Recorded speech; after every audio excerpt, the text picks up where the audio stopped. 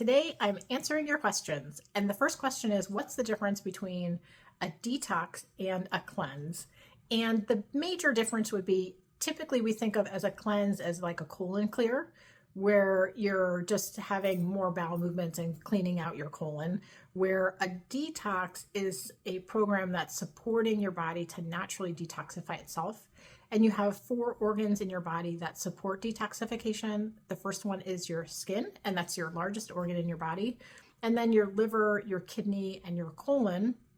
And when you're doing any kind of detoxification work, you want to make sure that bowel movements are of high quality on a daily basis and they're functioning the way they're supposed to. If you're just having a lot of loose bowel movements, it actually can disrupt the microbiota in your bowel, and it's not detoxifying your body at all because it's not effective and collecting those toxins. So when you're working with a practitioner, you really want to have a good understanding of what is the goal of the program that you're being put on and what are the supplements that are being used to do that.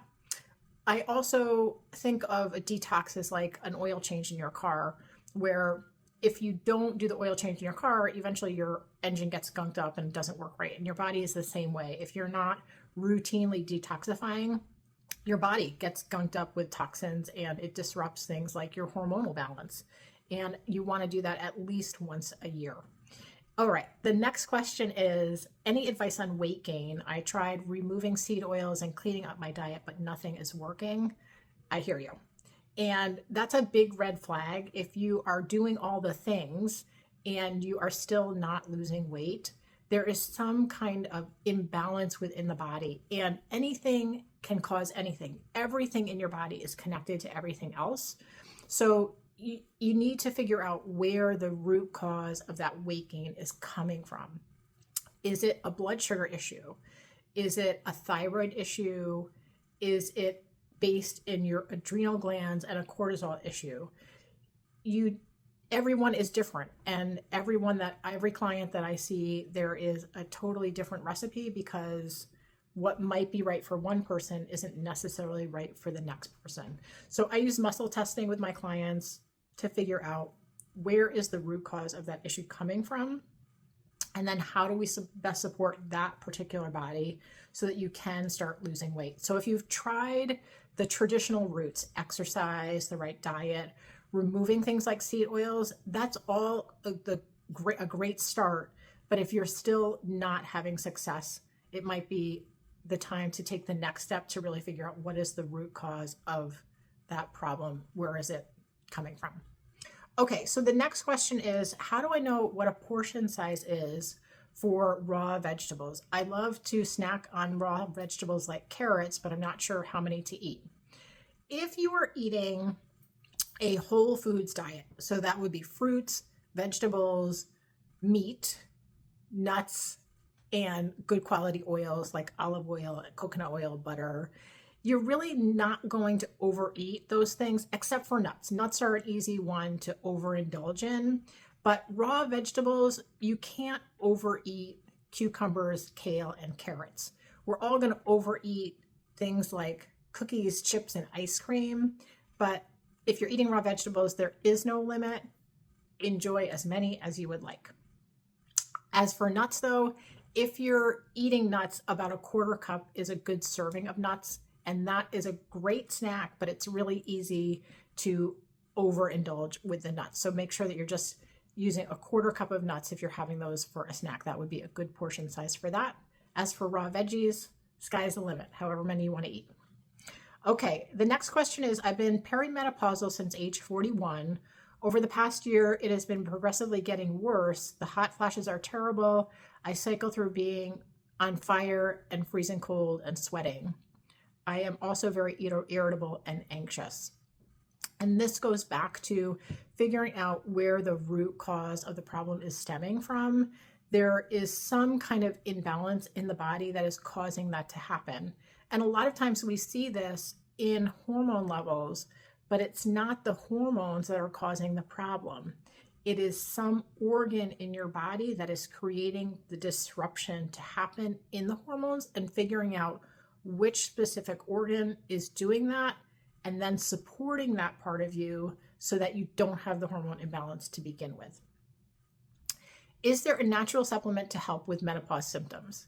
I wish there was like this magic overall thing that we could say, oh, if you took evening primrose oil, or you start taking fish oil or calcium or magnesium, that would suddenly fix all the problems. But if you are being told that for everybody, this one thing is going to be the magic pill, then they are not being honest with you. There is no magic pill, unfortunately.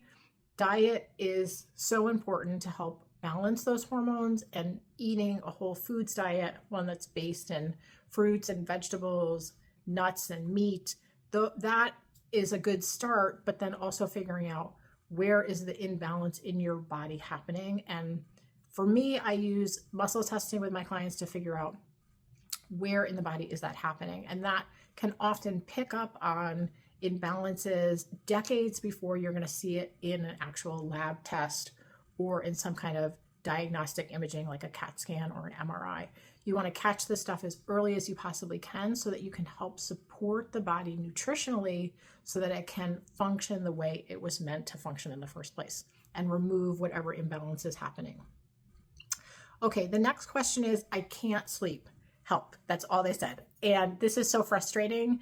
And there's so many different reasons why somebody might not be sleeping. So first of all, understanding what part of your sleep is being disrupted. So is it going to sleep? Are you having trouble getting to sleep? Or are you waking up in the middle of the night and you can't get back to sleep? Or are you waking up too early? So maybe you went to bed at 10, but you're waking up at 4, and then you can't get back to sleep from there. So a couple different things that you want to look at to kind of troubleshoot yourself and see if these things are part of the cause. The first one is, what are you eating at night? If you're eating anything with sugar, alcohol, or refined carbohydrates like pasta, rice, crackers, cookies, those kinds of things can spike blood sugar and create an imbalance in your hormones that then are going to have cause trouble with your sleep.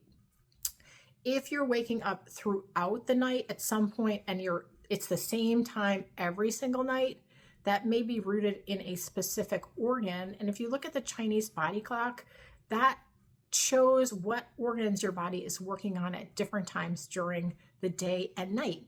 And it's so interesting, a lot of times that Chinese body clock correlates with the findings in the muscle testing that we're having. So if your body's working on liver, that's between 1 and 3 a.m. in the morning. And if you're waking up specifically during those hours, sometimes it's rooted in liver and you need more support for better liver function. So figuring out what time you're waking up specifically in the middle of the night, and then how does that correlate to a specific organ that you may need more support for, would be a good thing to look at. And then also looking at the environment that you're sleeping in. Do you have any kind of technology in your bedroom, like your phone? How close is your phone to you? And is it still on cellular data? Turning it onto airplane mode at nighttime is a good idea. Do you have any kind of light in your room? Making sure that your room is as dark as possible. So all of those electronic devices that have like the little blue lights that are all over the place now, try to turn those off. If you have a smart meter on your home, where is it in proximity to your bed? So if your smart meter is on the opposite side of the wall where you're sleeping and your head is, you might want to think about switching your bed to another part of your room. And then the last thing is, what is our routine at nighttime? What are you doing prior to going to sleep? If you're doing a lot of screen time, make sure that you're at least doing something for the blue light on your devices. But getting out an old-fashioned book with pages is such a great idea. To just use that to get your body to relax, get into parasympathetic dominance and get to sleep, or doing something that's going to relax you. Make a cup of tea. I started crocheting this year, and that definitely helps me just sort of relax and get sleepy. All of those types of routines that help us get relaxed and want to go to sleep are essential for a good night's sleep. So I hope all of these things helped. I do want to mention that we have a big announcement coming up this week, so make sure that you stay tuned to the Facebook page to see what that big announcement is.